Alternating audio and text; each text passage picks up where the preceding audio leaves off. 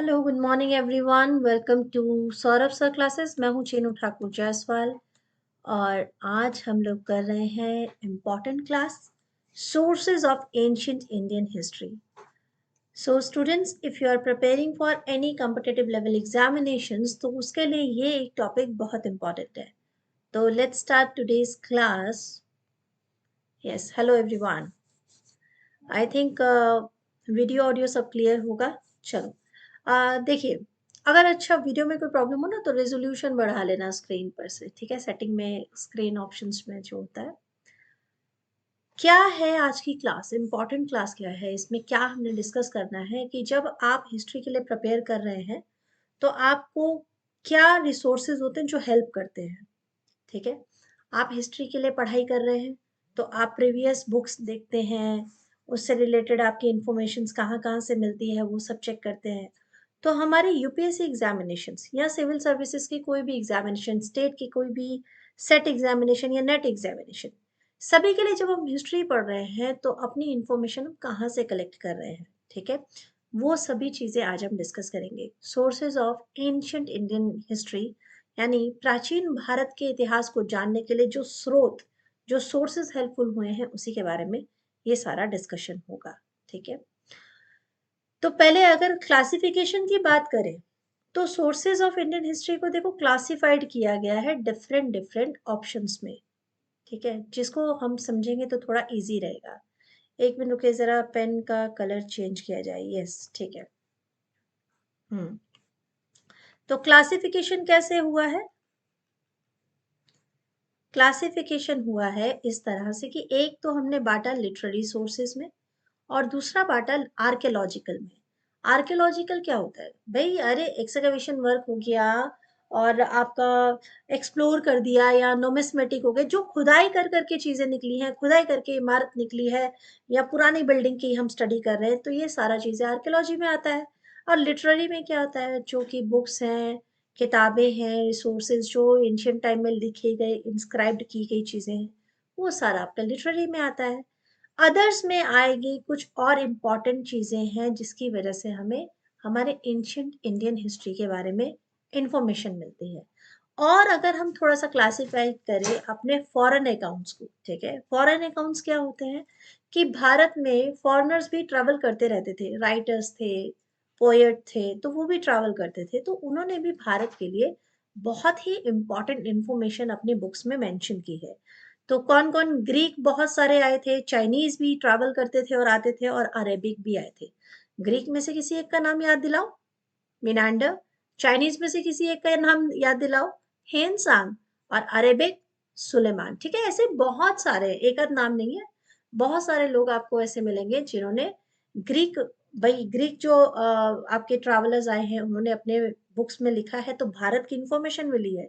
तो ये सारे रिसोर्सेज हैं, लिटरेरी लिखित रिसोर्सेज हैं जो हमें भारत के इतिहास के बारे में जानकारी देते हैं, ठीक है।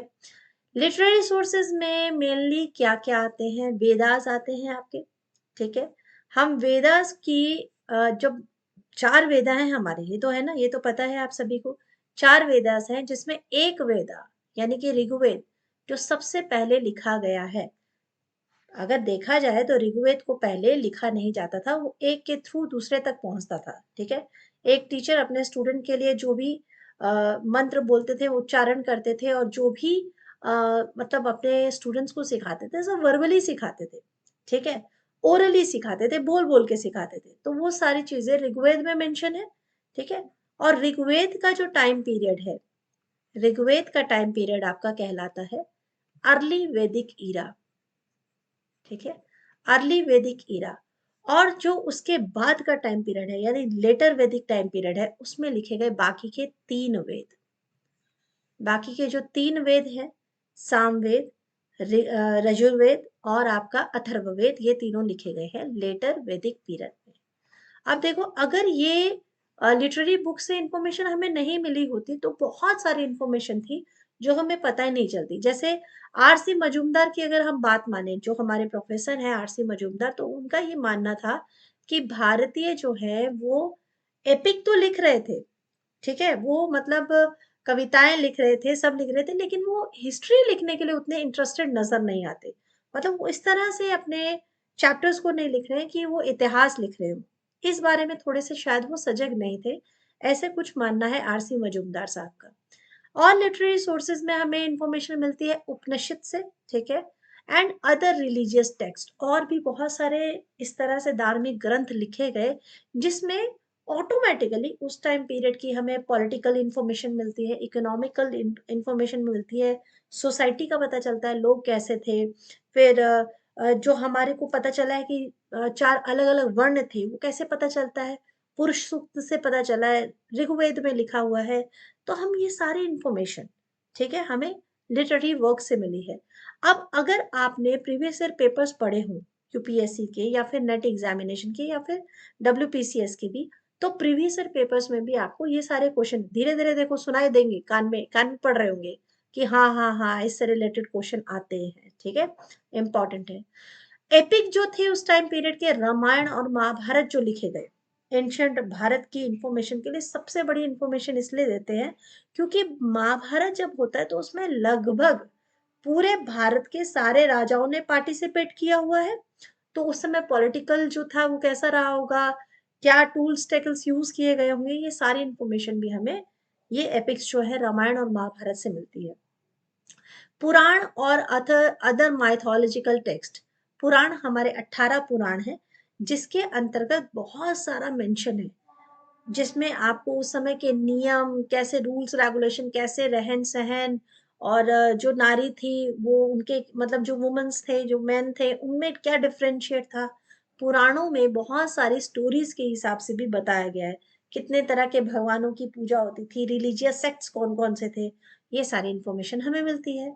अब अगर हम बुद्धिस्ट एंड जैन लिटरेचर की बात करते हैं तो बुद्धिस्ट का काफी लंबा टाइम पीरियड भारत में रहा है, ठीक है, एक पूरा टैनुअर। मौर्यन डिनेस्टी की अगर आप बात करोगे ना, 300 बीसी के आसपास का एरिया का सोचो, तो उस समय बुद्धिस्ट धर्म सबसे ज्यादा फल फूल रहा था भारत में, जो काफी लंबे समय तक भारत में रहा है।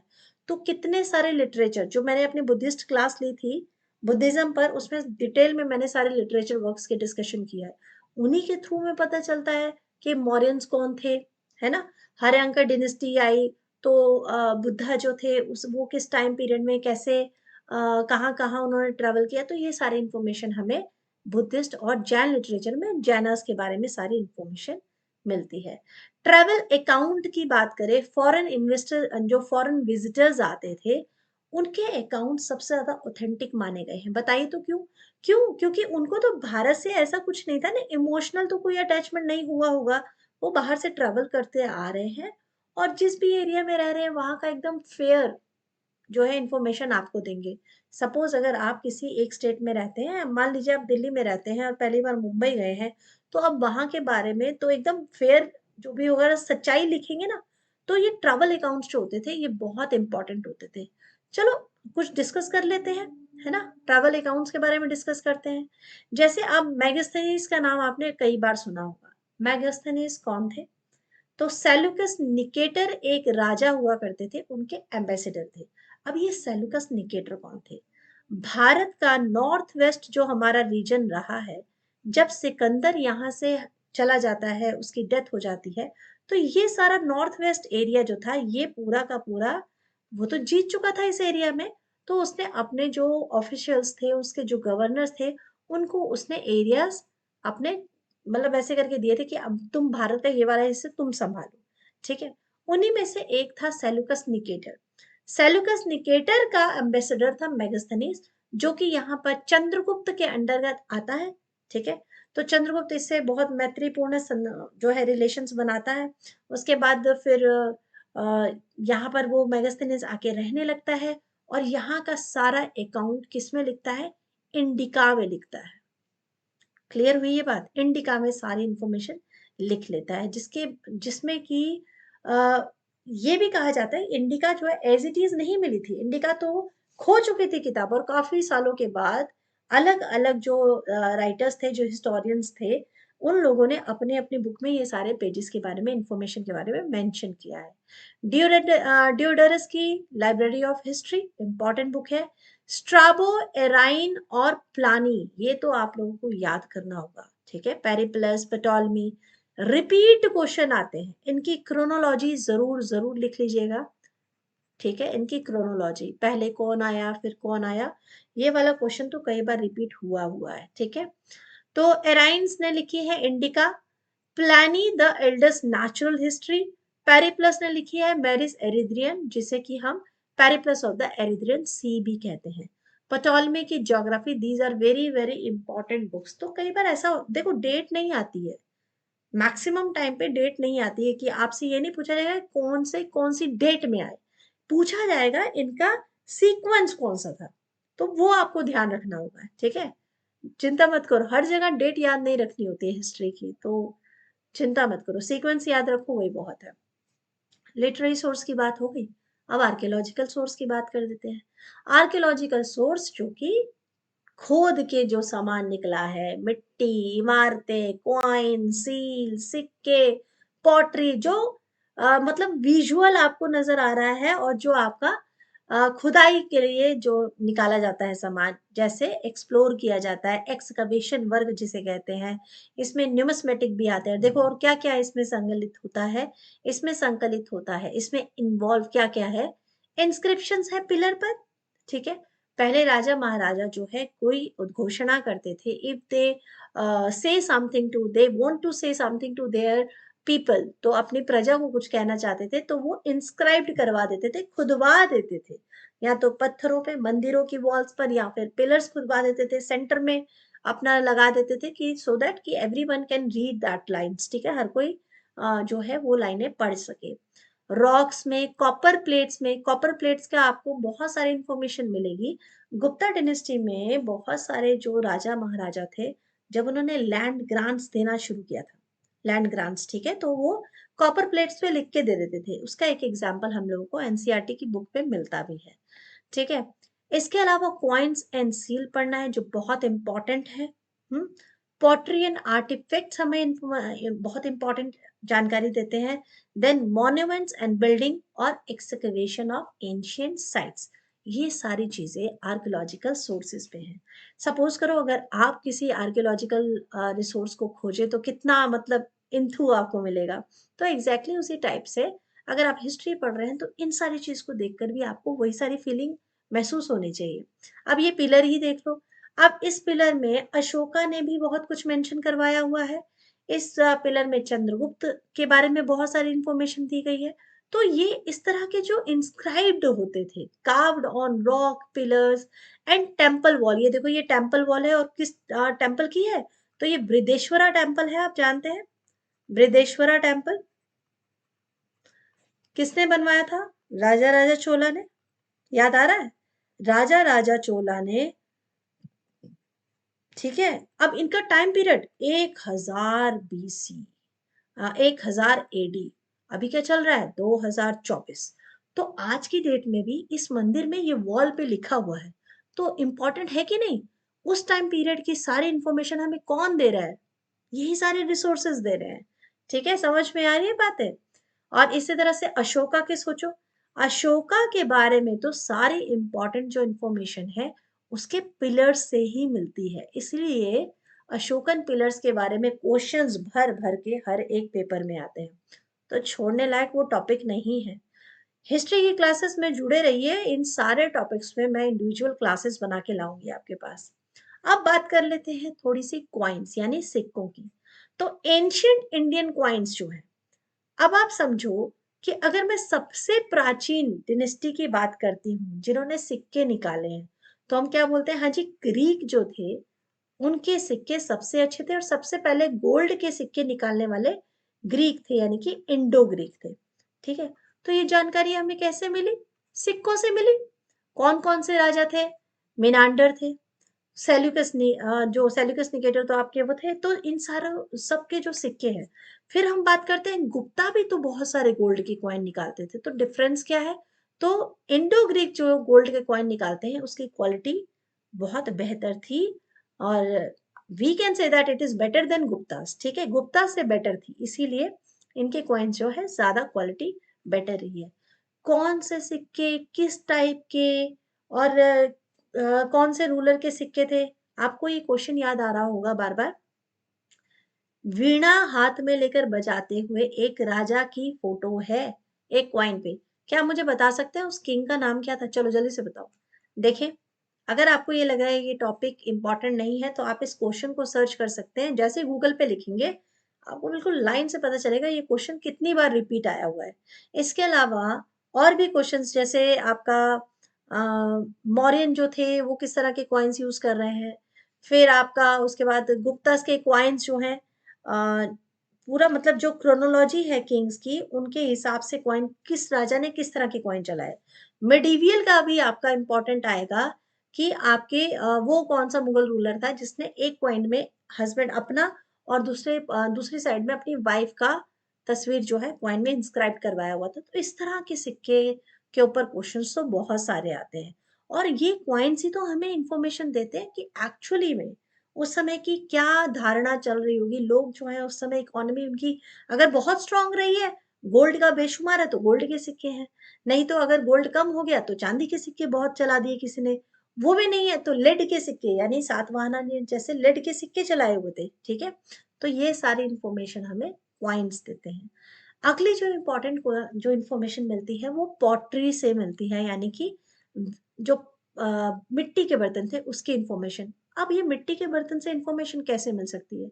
अब ये देखो पीजीडब्ल्यू, जब हम बात करते हैं पीजीडब्ल्यू से लेकर एनबीपीडब्ल्यू तक, यानी कि सबसे ओल्ड टाइम पे जो पॉटरी बनाई गई थी, ठीक है, पेंटेड ग्रेवेयर था। पेंटेड ग्रेवेयर से लेकर पूरा नया जो टाइम आ गया उसके अंदर जो पॉटरी बनने लगी, इस पूरे टैनुअर में किस राजा के काल पे किस तरह की पॉटरी थी, ये सारी इंफॉर्मेशन हमें कहाँ से मिलती है?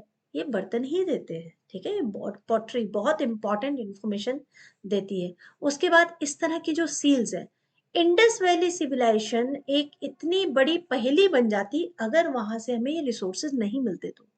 अगर हमें मान लीजिए पता ही नहीं चलता, हम सिर्फ स्नानागार ढूंढते, आर्कियोलॉजी का हमें वो जो बाथ मिला है मोहनजोदड़ो से हमें वो मिलता है, तो हम ये कहते हैं हाँ भाई यहाँ पे एक पानी का भर के ये लोग रखे होंगे या ऐसा कुछ। लेकिन जैसे जैसे खुदाई आगे बढ़ती रही, एक्सकवेशन वर्क आगे बढ़ता गया, कितनी सारी चीजें एक्सप्लोर की गई, जिसमें से सील्स ने तो सबसे बड़ी भूमिका निभाई। सील्स क्योंकि जो इंडस वैली सिविलाइजेशन की सील्स यहाँ मिली, वही सील्स मेसोपोटामिया में भी मिली, वही सिर्फ चाइना में भी मिली। इसका मतलब ये था कि भारत उस समय यानी कि जब हम 2500 बीसी की बात कर रहे हैं, उस टाइम पीरियड में भारत व्यापार कर रहा था। तो is that a big thing? ठीक है, कितनी बड़ी बात है। तो ये इंफॉर्मेशन हमें देते कौन है? ये आर्कियोलॉजिकल सोर्सेज जो है वो इंफॉर्मेशन देते हैं। देन उसके बाद अदर इंपॉर्टेंट इंफॉर्मेशन मिलती है हमें बिल्डिंग से, मॉन्यूमेंट से, स्ट्रक्चर से। आपने कई बार सुना होगा अजंता एलोरा, है ना? कई बार सुना होगा अजंता एलोरा। क्या आपने कभी इस मंदिर को देखा है? ये कितना मतलब गौर करने वाला ये मंदिर है। इसके बारे में तो आपको पास जितना आप पढ़ो उतना कम है।